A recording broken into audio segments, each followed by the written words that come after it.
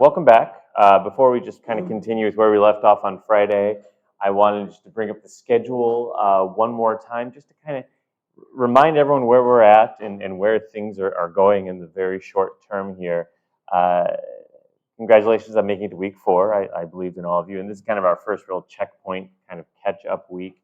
We'll really be finishing up Lecture 3 material, I think, for the most part today, and can jump into Lecture 4. Two things to really note is, first off, there's that kind of intentional sort of gap in terms of other assignments, and that's because you do effectively have the 2 weeks to work on the reading assignment, the coding practice, and that lab number 3. Not necessarily the case that all of them really require 2 weeks, but it's a good checkpoint for us. Yeah.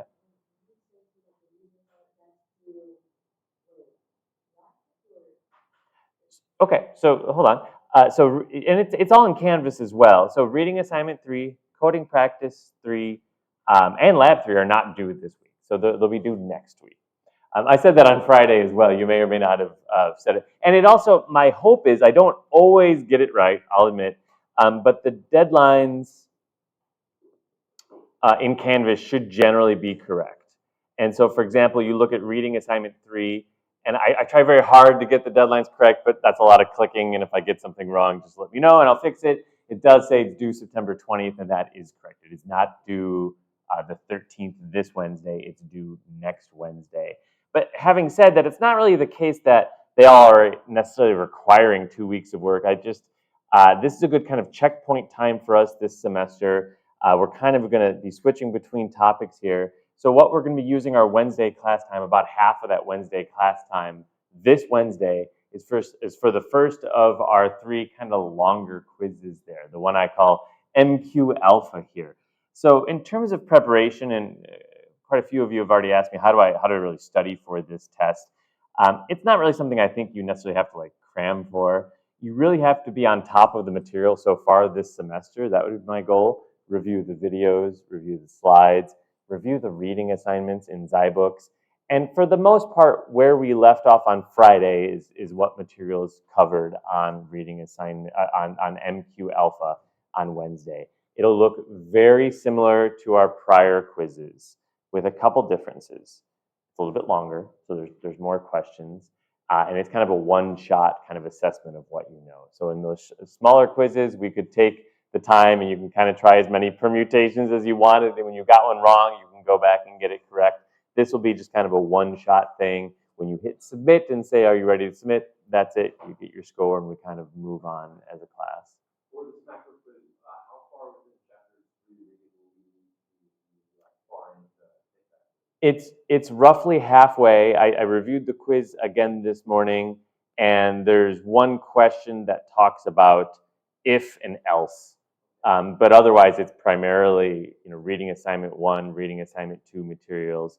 But I do think the way that material in that book is set up, in terms of if you want more practice material, just do reading assignment 3. I think that's probably a good way to get prepared.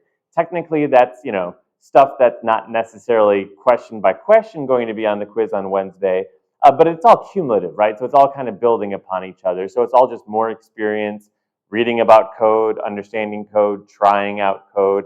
That's the best way to prepare. There's no trick questions on it. It's not me trying to filter out those who don't know what they're doing. It's very similar flavor of questions as our previous quizzes. Yeah, sure.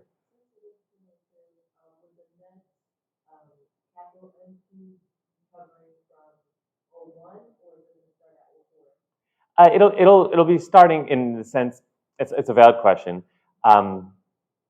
I think in a reasonable sense, all coding is cumulative, and so all questions are kind of cumulative in that sense. It's a little different than maybe like a calculus class where there's completely different topics, and you've kind of finished one, and you don't have to worry about that as you're working on the next one. So it is, I would say, the questions I'd be generating would be from the materials in the next few readings afterwards. But it's all really kind of building. So you still have to understand how printf and scanf work well enough, because all those examples are still requiring that. So both or neither, I guess, is a valid answer to your question there. Any other questions about Wednesday or this week or anything? Yeah, sure. How much time does it take I have it set for 25 minutes. And that, in terms of the amount of time you have, the idea was that was more than enough. It's multiple choice. It is something that, I don't think necessarily having 10 hours would be any different than 25 minutes. It's just a series of questions. It asks, what does this line of code do? Or if I want to print out this value like this, how would I do it? And there's one of the 4 or 5 options that is the correct option. And for the most part, again, like I said, I don't think the questions are trying to trick you. That doesn't mean they're necessarily like trivial, and don't feel terribly bad if you get a couple wrong along the way. But it should be very similar to the kind of questions you've already been seeing. And so 25 minutes should be more than enough to get through that quiz. Okay. So moving along a bit, where we left off on Friday, we were talking about kind of the fundamental control statement in C, that if statement. And I think what we saw through this exercise, where we were trying to play around with sorting approaches, is that even with just a single if statement, used judiciously, and as we kind of think about what values of variables we want to compare and for what purpose, you can actually do a lot with it. So we were able to sort 5 numbers just by having a whole bunch of if statements copied and pasted in our code. We did pretty well with that. The way we wrote that code, it probably wasn't going to scale that easily. We could do it for 5 variables. If I told you to do it for 10 variables, you'd be fine. If you needed to do it for 100,000 values, that would have been very painful code to write in terms of all the copy pasting you'd have to do. Technically feasible, but not necessarily a good idea. But having said that, you can do a lot with just simple if statements. Take a value, check if it's less than, greater than, equal to some other value or constant, and then optionally do something if that condition is true. So when we want to do something more complex within a single if statement, or with checking a single variable or pair of variables, there's a couple complementary approaches that we can consider. And as we talk about both approaches here today, it's certainly not the case that one approach is better than the other. They're just 2 ways of kind of solving effectively the same problem.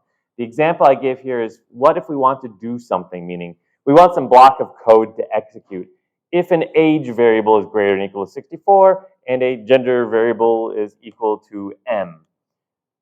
One approach is so-called chained, or the other term I used on Friday, which is still valid, is nested if statements, which is we really just check each value in sequence. It is an if statement within an if statement. And your code should basically be formatted accordingly in terms of like the indentation that's happening there. The order wouldn't necessarily matter here, but that's logically how we would read what would happen. We check if this variable 1 is greater than or equal to 64. If that's true, then we have a separate check if this variable 2 is equal to M. If that's true, then we do that something. We do whatever it is we actually wanted to do. It kind of short circuits in that way. If the first if was not true, we go to the very end of the if statement. You kind of follow the curly braces until that curly brace is closed, and that's whatever the next line of code is that's going to get executed. Similarly, even if the first if was true and the second if was not true, we still go past. We're still done with that second if statement. We go past the end of the first if statement. We are done. That is a perfectly valid way to write a program that checks for 2 conditions. There's nothing wrong with it whatsoever. It actually provides you a little bit of flexibility, because it could be the case that there's something you want to do when this is not true, and something very slightly different you want to do when this branch is not true. And if that's the case, then this is a nice way to structure the program. Then there's not actually 2 paths in your program. There's actually potentially 3 paths in your program. And that's fine. I mean, again, this is all kind of abstract because we're not doing anything very meaningful in this example. But what's important for you to consider as you have to write your own programs that use potentially chained, nested, or more complex if statements is, what are my variables? What do I want to do with my variables? And generally, if you can reason about that, you can figure out the syntax for what combinations of ifs will work. But we're going to talk about the alternative approach, which is also perfectly valid and very commonly used, which is to use what we refer to as more complex, relational, or the other term you'll just hear are these Boolean relational operators, which allows us with a single if statement to check for multiple things and to combine the results of those multiple relational operators that we are checking.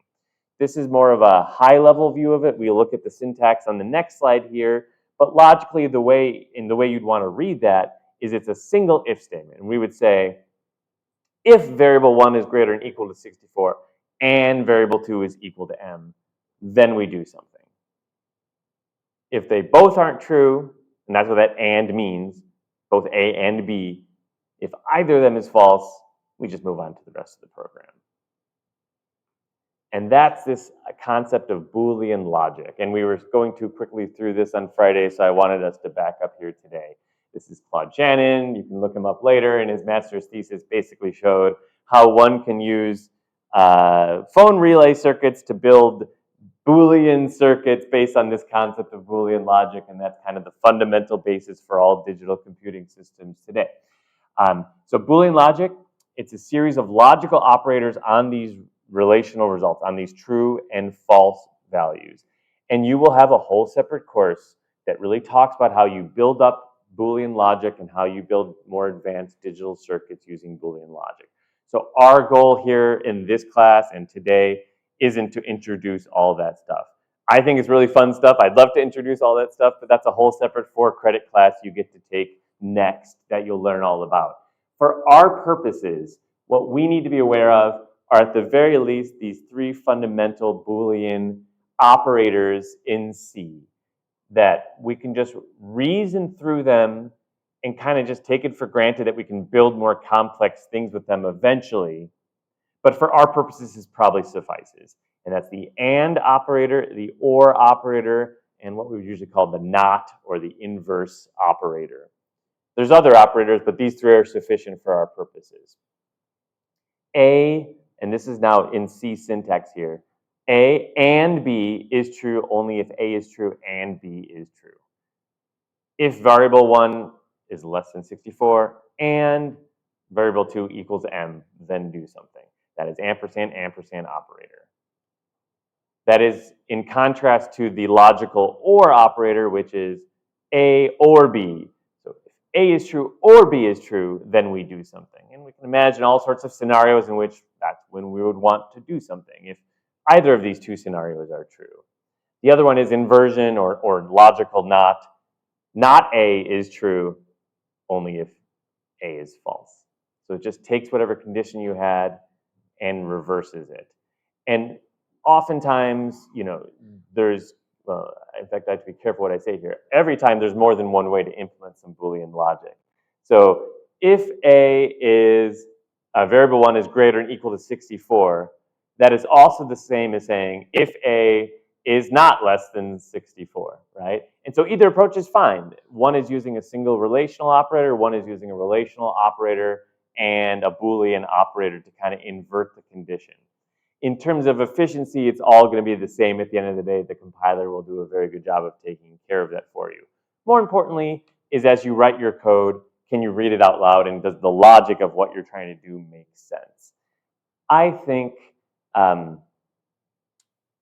when you have bugs with this kind of logic, where you're chaining together Boolean operators, you will have those bugs, but generally, you can just stare at it long enough and tend to fix it. The tricky part becomes, and there's some fundamental theorems about this, that if, for example, we had this Boolean operator here, if V1 is less than or equal to V2 and V1 is greater than V3, to truly test your code, there's a whole bunch of things you have to test, right? You have to test an input in which V1 is less than or equal to V2. You also have to test an input where V1 is not less than or equal to V2. You have to test an input where V1 is greater than V3, and you also have to test an input where V1 is not greater than V3. So even that one line of code to truly test it requires 4 sets of inputs that you'd really want to test. Eventually, and it grows exponentially for that reason. For everything you check, that's a power of 2 number of things you have to ultimately test here. But I think you'll get pretty good relatively quickly at reading this. And when you have a bug, oh, I actually wanted or here and not and, you'll be able to read it out loud, and I think you'll be able to catch it. We do have to be a little bit careful with the order of operations now. It's no longer PEMDAS or GEMDAS anymore, other than the fact that the grouping, the parentheses operator, still does exactly what you want. Technically, AND operator is evaluated before the OR operators, but after the regular relational operators. That's technically, that's how you would want it to work generally. You'd want those relational operators to be evaluated first. Figure out this, true, false. Figure out this, true, false. Then worry about this. So technically, I don't need any of these parentheses here. But I think in terms of code readability, clarity of what you are writing, just add it anyway. I have a relational clause. I'm going to take that result and combine it with another relational clause. I'm just going to put some parentheses around it. So it's pretty clear that, like, hey, this is happening first. This is also happening before we actually check the results of both of those. Because it can get pretty ugly. There's no great rule of thumb for how ugly is too ugly for this kind of thing. I would generally say if you can say it out loud in a sentence and not run out of breath, you're probably okay in terms of the length of that line and the number of relational operators and Boolean operators you have here. But it can be a lot. I mean, depending on how many conditions you're wanting to check with a series of variables. Again, do we do this or do we do a series of if statements? Really depends on how you'd like to structure your program. And it really depends if something should only happen if all of these things happen to be simultaneously true. And if that's the case, then a single, more complex if statement is going to generally get the job done for you. There's more than one way to read this. I would still just do from left to right. If V1 is less than V2 or V1 is less than V3 and V3 is greater than 0, then we do something. Here, the parentheses do matter.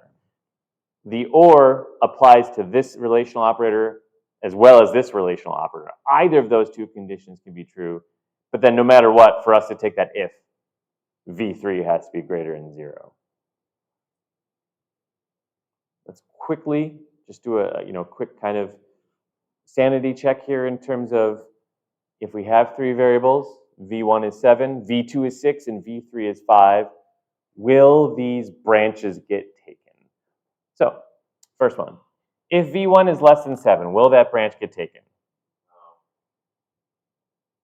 Okay, okay. Yeah, I guess I didn't have a feel for how I want to do this. Yeah, just say no if it's no, yes if it's yes. Okay, no for that one, right? Why does that one not get taken? Well, V1's not less than 7. V1's equal to 7. If V1 is less than or equal to 7, that one does get taken. If V2 is not equal to V3, does that get taken? Yes, because they're not equal. Again, part of what makes this maybe sound so simple as I'm kind of saying them out loud is because I am saying them out loud. And so when you're looking at an if statement and you're not sure if it should get taken or not, say it out loud. Now, we can also, whether or not it's a great idea or not, combine our arithmetic operators with our relational, with our Boolean operators. Every line of code here is syntactically perfectly valid C.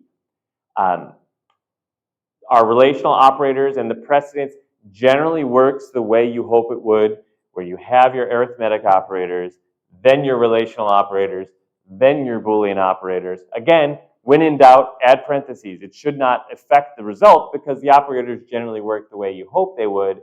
But in terms of things to remember your GEMDAS or PEMDAS, and add parentheses if you just can't quite remember in the moment if it's going to work the way you hope it would.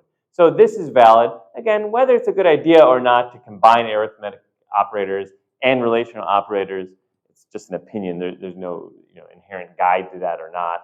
Either way, we either do an arithmetic operation here, or we have a previous line of code that says, V4 is equal to V2 plus V3, and then we just do if V1 is greater than V4. That's also why we don't want to call things V1, V2, V3, V4 in our program, because you lose a lot of the context, which is really necessary to walk your way through those. Having said all that, if V1 is greater than V2 plus V3, does that branch get taken? No, because V2 plus V3 is 11, which is, in fact, not less than 7. Next one. If v1 is less than 7, again, saying it out loud kind of answers the question. If v1 is less than 7 or v2 is less than 7, does that get taken? Yep, because it's an or, logical or. Either clause is true, we're good, or. And it's exactly as the word means in English. If v2 is not equal to v3 and v2 is not equal to 6, do something. Do we take this one?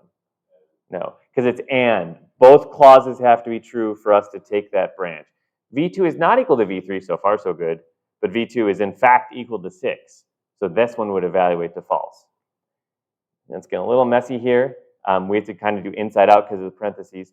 If v2 equals 6 and v3 is less than v1, we don't take it because there's an inversion there. The technical term for that operator is NAND or not AND. I don't want to get into it in too much depth other than to say that this inverts it. Whatever evaluates to true inside this then gets inverted here. True becomes false and false becomes true, or 0 becomes 1 and 1 becomes 0. So you do have to kind of work your way through it. v2 equals 6 and v3 is less than v1. Do we take this branch? Why do we not take this branch? Because what's inside here is true, right? v2 is equal to 6 and v3 is less than v1. We have this not operator here. So this stuff inside the parentheses evaluated to true. That not made it all evaluate then to false. We don't take that branch. All right, we're almost done with these examples. I'd like to hear everyone's head shake yes or no on this final one. Again, we have to kind of read it out loud. It's an or operator. This would be like the nor operator, not or. I don't remember the result. v1 is greater than v3 plus 1, or v2 times v2 is greater than 40. Well, v2 times v2 is not greater than 40. It's 36. v1 is greater than v3 plus 1. So or gets evaluated to yes, to true, because it's not or inverted or. Do we take this branch? No, we don't take that branch. The nice thing about all of these complicated logics, and we can make it as complicated as we want, it's true or false at the end of the day, right? You know, it's either branch taken or branch not taken, if statement executed or if statement not executed at the end of the day. So you can, of course, get it wrong in your code, but only in that like 50-50 kind of sense of the word that like it's wrong, okay, I know my logic's now wrong, I wanted to print out something here and nothing printed out, something's wrong with either what I expect the values of my variables to be when I got to this if statement, or something's wrong with my logic.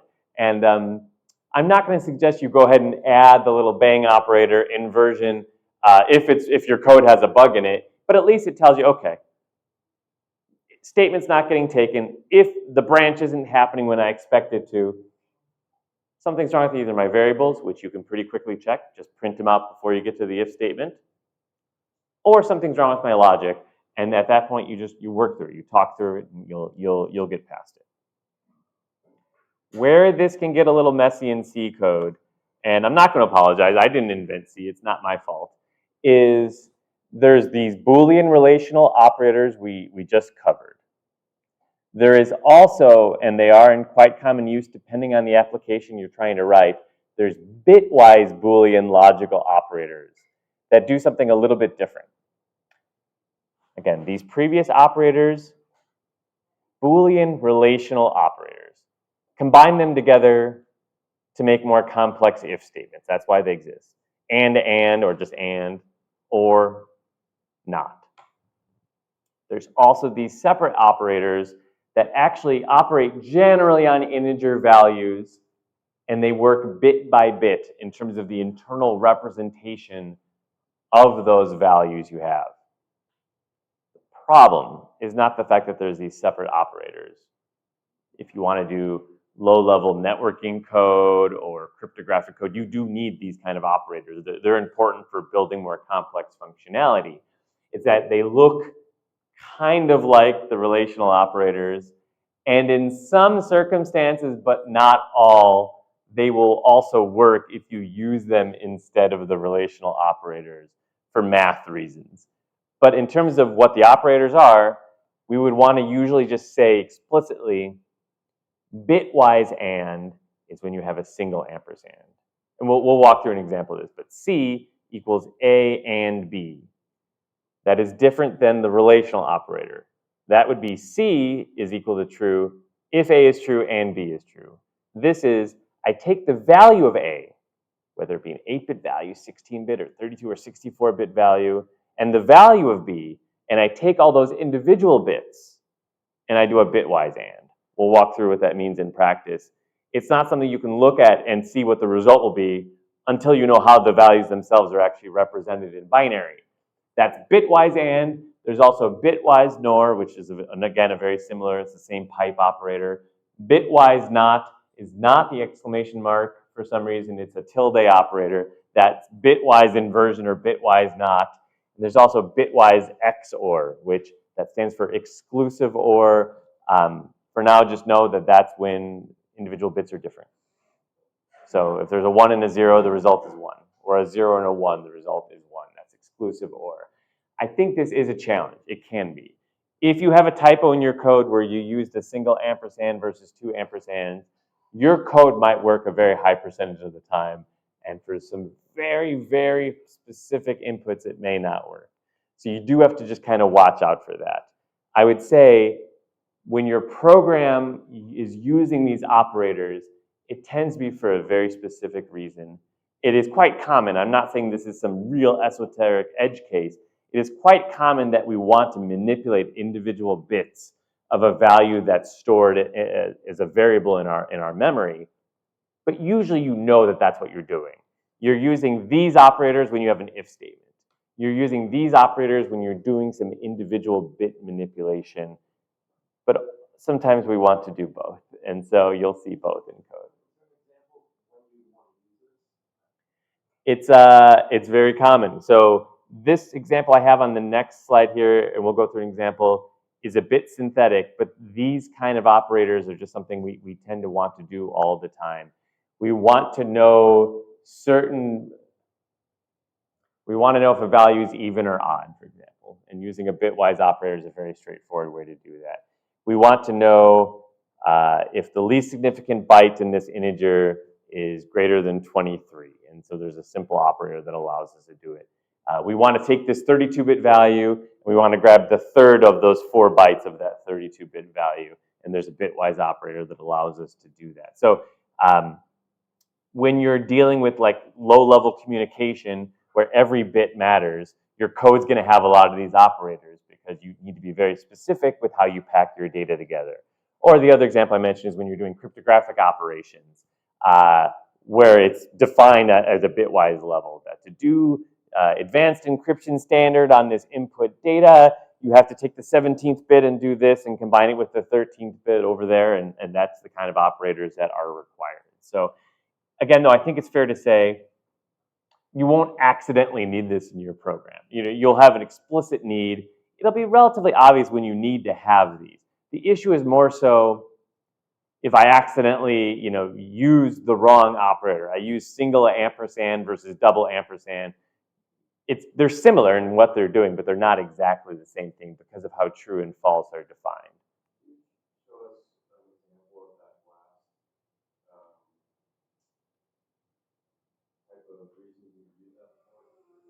For exclusive or not? Which one? Or not super prepared for a crypto example, but we could certainly find it. So I hate freestyling when it involves looking up things on the web. How about very common hash function? Jenkins hash function. Let's see if I can find it in C. I gotta actually find someone's. Okay, wait, there's a Wikipedia article. How unsafe could that be? This will do it. Good old Bob Jenkins. Hash functions. The whole point of a hash function. I'll zoom in here. I understand. Hash function's job, and there's many, many, many hash functions. Some are cryptographic because they have certain provable properties. Others still are effective but aren't labeled as cryptographic. What they do is they take a lot of data and they produce a digest. They produce a small amount of data from a large amount of data. And that can be used for data integrity purposes. I sent you a gigabyte file, and I'm also going to send you a 512 byte hash value. And mathematically, it turns out it's very likely that as long as you got the right hash value when you calculated it, as I got when I calculated it, it's very likely you got every byte I sent you. And none of the individual bits or bytes got flipped along the way. Take my word on that for now, that that's just something that we tend to want to be able to do when we're transferring or storing large files. There's many, many different hash functions. This was unfortunately just the first one that came to mind. And what it does is, given a very large amount of data, it takes it, it actually does there's a shift operator, which we didn't even talk about, bitwise shift operator, adds it to the value, and then it does an XOR operator with that value. And it actually just does it enough time, takes a large amount of text or a large amount of data, produces a small or actually fixed amount of data as output, and it's just doing so via repeated bit manipulations. I don't know if that was answering your question. It was just an example of when we would want to use those operators for crypto purposes, but they're almost all bit manipulations in terms of look at AES, DS, any symmetric cryptography, look at secure hash algorithms and things like that, and they're all using bit manipulations at the end of the day. And this is an example of how a zip file can be created. Yeah, and zip would be its, just to give an example, zip would be its own algorithm. Oh, what are the odds that, well, here, I'll search on Wikipedia instead of a Google search. Is it Limple Ziv? What does zip stand for again? No, zip algorithm.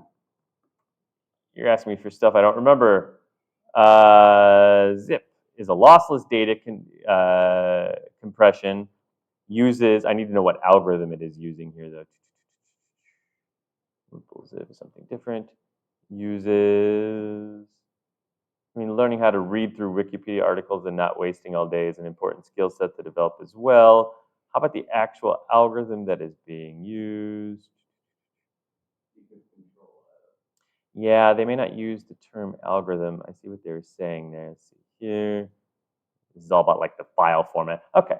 The .zip file format specification documents the following compression methods. Store with no, shrink with LZW. That was the one I was thinking about. Lemple Ziv, I was close enough. Algorithm for doing compression. Compression and cryptography are not exactly the same thing, but they're very closely related to each other, in which we're taking a lot of data and we're trying to get it to a smaller amount of data. The difference between a compression algorithm and a hash function is, in the hash function, my goal is not to get back to my original data. I just want to provide a little bit of a signature that says, yeah, if you calculate the same values I calculated, it's likely mathematically, it's extremely likely we have the same file or the same data. Compression is more about, well, as you may know, I want to give you this file, but I don't want to waste all my bandwidth or my storage, and so here's something you can get back to the original. If we were to look at an implementation of Lemple Ziv, it'd be nice if there was one on this. For what it's worth, we don't have this as an assignment in this class.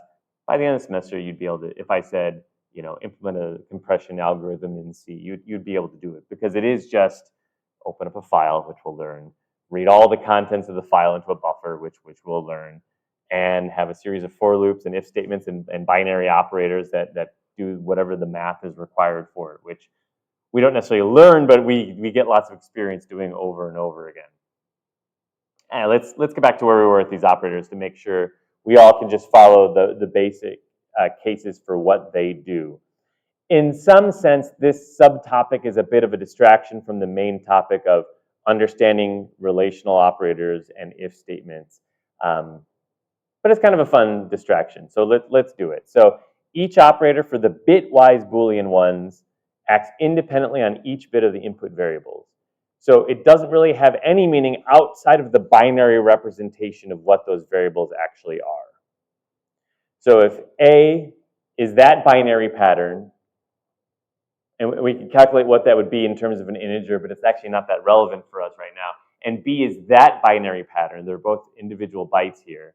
If I do A bitwise and B,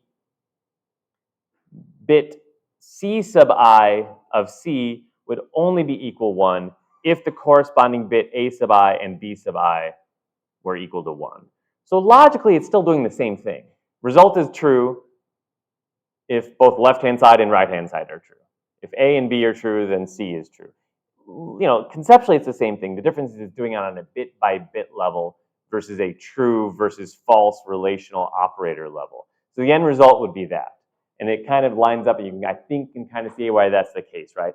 Only in those columns of A and B where both A sub I and B sub I are equal to 1 is the resulting value of C sub I also equal to 1. With the OR operator, it's again similar to the logical OR, just again on a bit by bit level. The value of C at the corresponding bit location is equal to 1 if the location in A is equal to 1 or the location in B is also equal to 1. So generally you do a bitwise OR operator, you get more 1s in the output, right? Because if either of them are equal to 1, then you get a 1 in the output as well. We talked about this a little bit. If you were doing scanf and then printing out these variables as decimal values, this kind of code can actually be quite difficult to debug. Because while there is a direct relationship between the binary encoding and what the corresponding decimal is going to be, it's not that obvious. You can't really look at a number and say, oh, that's 253, and when I AND it with 77, I get this result. It's just hard to do that. It's technically valid, but it's just not intuitive, I think. If you want to print out values that are using these binary operators, you should generally be using hexadecimal or octal printf control flags, formatting condition codes, because there at least there's a direct correlation between the individual hexadecimal or octal digits you're printing out and the 1s and 0s in the underlying variable storage. For the XOR, that's the exclusive operator, exclusive OR operator, the corresponding bit location is equal to 1 only if the bits are different from each other. So if the corresponding bits are different from each other, is the most significant bit here going to be a 1 or a 0 in C? This one where my mouse is kind of hovering. Is that going to be a 1 or a 0? Because they're different. But then the next 3 should be 0s, right? Because they're the same. Then those next 2 should be 1s because they're different. Then the final 2, the least significant 2, should be 0s because they're the same. And then finally, we have the bitwise invert or not operator. The bit is equal to 1 and the result if the input corresponding bit was equal to 0 and vice versa. So if this starts at 0, 1, 1, 0, this result will be 1, 0, 0, 1. It'll be exact flipping of all those individual bits. This is extremely useful if trying to get the value of individual bytes or bits in a variable. So let's do an exercise together here. First one would be to provide an expression that determines if the 7th bit of a variable is equal to 1. And a separate example would be to provide an expression that sets the least significant byte to all 1s. It's okay if this one doesn't feel super intuitive at first blush. We'll go through this example. You have access to this example in Replit, and you can always ask questions about it later. We're not doing crypto codes. There is one lab that will require bitwise operators later on in the semester. You will, again, as I've said enough times now, have an entirely separate course that allows you to really dig into digital logic, because it is an important thing to learn as we understand how computing systems are built. So I won't go through the notes page and the whole problem-solving exercise, but there's 2 things we have to think about here, right? So I'll just put it directly in the code. You guys can read that okay. We want an expression that determines if the 7th bit, that's not super precisely defined. We'll say that's the 7th bit starting from the least significant bit and working to the left. Either one would have been fine if you'd done that. We want the 7th bit to be equal to 1. What that would be in terms of binary would be something like this. 1, 2, 3, 4, 5, 6, 7. The 7th bit is equal to 1. Oftentimes when dealing with binary values, as you have longer and longer binary strings, we tend to put like an underscore to kind of separate out every 4 bits or so. That doesn't affect anything. It's an easier way to kind of read. So that value is the 7th bit set to 1. What would that be in decimal? You can remember base 10 each digit is a power of 10. This is base 2, each digit is a power of 2. I think if it's the 7th digit bit, it'd be 2 to the 6, right? Because this is 2 to the 0 we have to start with, right? Yeah, so, right, you got it though. In decimal, that is 2 to the 6, and that's 64. In hex, and we haven't talked a lot about hex, just to have a constant, that would be, you basically just take each of these individual 4-bit values and you convert it to a single value. In this case, that would be 4, and this would be 0. So in hex, it'd be 40 hex. But 64 is also a valid way to represent that value.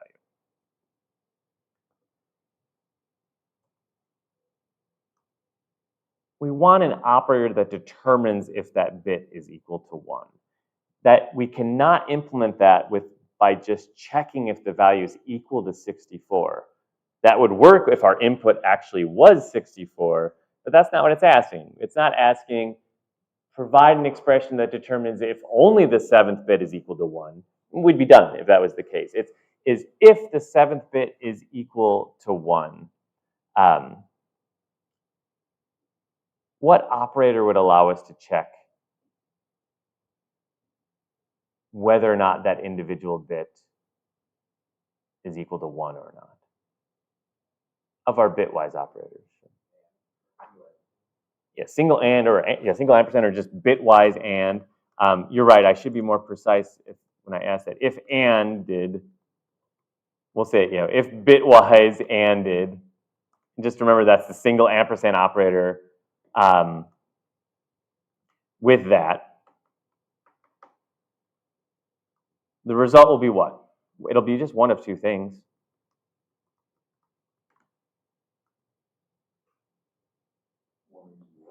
Not quite. Well, let's consider binary strings as input. Consider 001100000 as well as something else, something that has something there as possible inputs. And again, we're staying in binary here to make life easier. Sure. So if the 7th bit is 1, then it will be 64, otherwise it will be 0. Absolutely. Let's do it. So if we had 0, we have to kind of align them for it to look good. If we do 00110000, and let's kind of write it out here a little bit. ANDed with that value gives us a result of all zeros. No matter what else is in that input test value, if there wasn't a 1 in that corresponding location, the result's going to be all zeros. And whereas if we take the other input, which was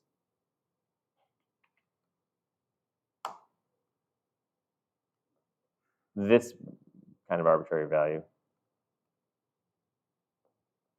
the notes page would have been good. If all your comments start to become this many lines of code, that's maybe a sign you just need to write down your notes. That's fine. If we took that value and ANDed with that same value of 64, or again, 2 to the 6, the result would still be just that individual bit. All the other things are bit masked out. That's the term we use for that. No matter what, because we know these individual bits are always 0, the end result is always going to have zeros in those individual bits, because it doesn't matter what the input is. We're ANDing it with 0. It's never going to be true. It's always going to be false. It's only optionally, that 7th bit is optionally 1 or 0 after we've done the AND operation, because at least there's a chance for it to be true, because there is a 1 there in the value we are comparing it against. So here's our starting code. Enter an integer value greater than 0. You entered in this. Okay, that's always useful. You entered in 42. Code works. In terms of our bitwise operator, now we can actually combine both. If the value of num, I guess, single bitwise operator, and we can use 64 or I said 40 hex, either one's fine. 40 hex because to me, you can kind of see which bit that corresponds to, but they're equivalent to each other, so either one is fine. If num bitwise ANDed with 64, now here's where it gets a little, tricky. I would argue, what is the exact right way to do this? I would want to be explicit and say, I've ANDed them together. If the result, and let's add our parentheses to make life clean. If the number ANDed with 64 is still equal to 64, I mean, we didn't say what we wanted the code to do. We wanted it to return true. The seventh bit of this is 1. I don't know, just to print out something that it actually worked. Otherwise, talk about our else. If when it's true, else when it's not true, I don't know, print something like the 7th bit of our value is 0.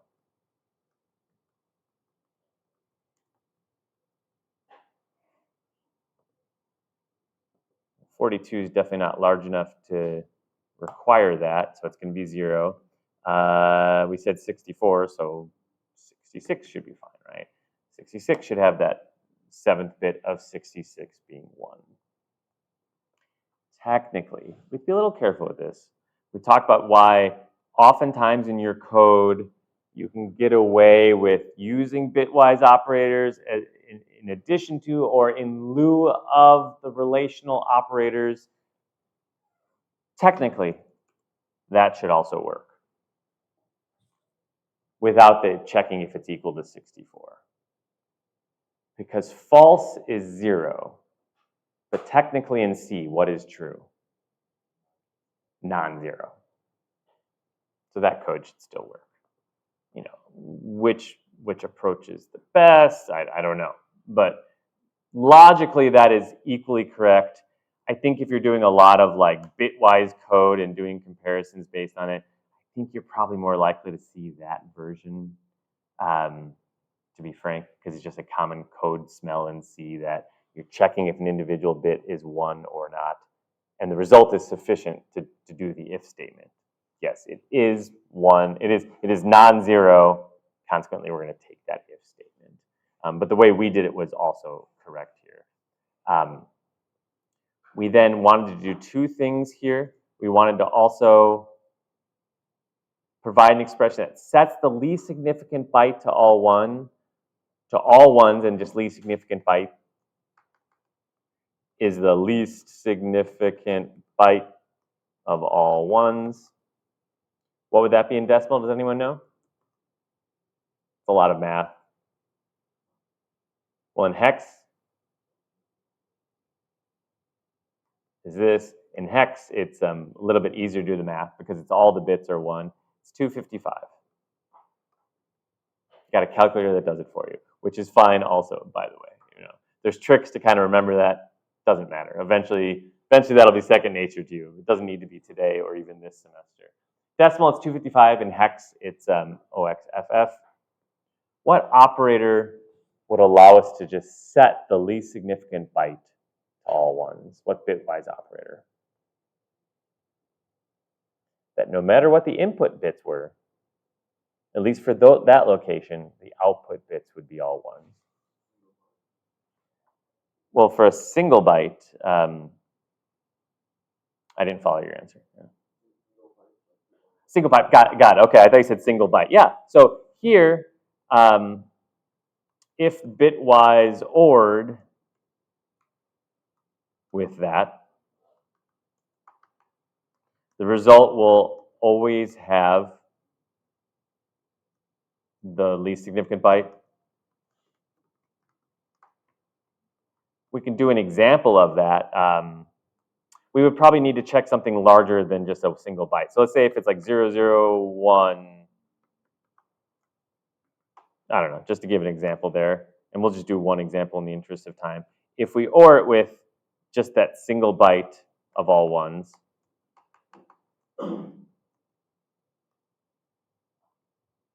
the end result will be whatever was in the original byte in those other locations. But again, with the bitwise OR, if either bit was 1, the resulting byte is all 1. Here we don't really need an if statement. We're just setting the value. We could say num2 equals num, ORed with, we can't actually directly enter in the binary values, so OR it with 255, or OXFF.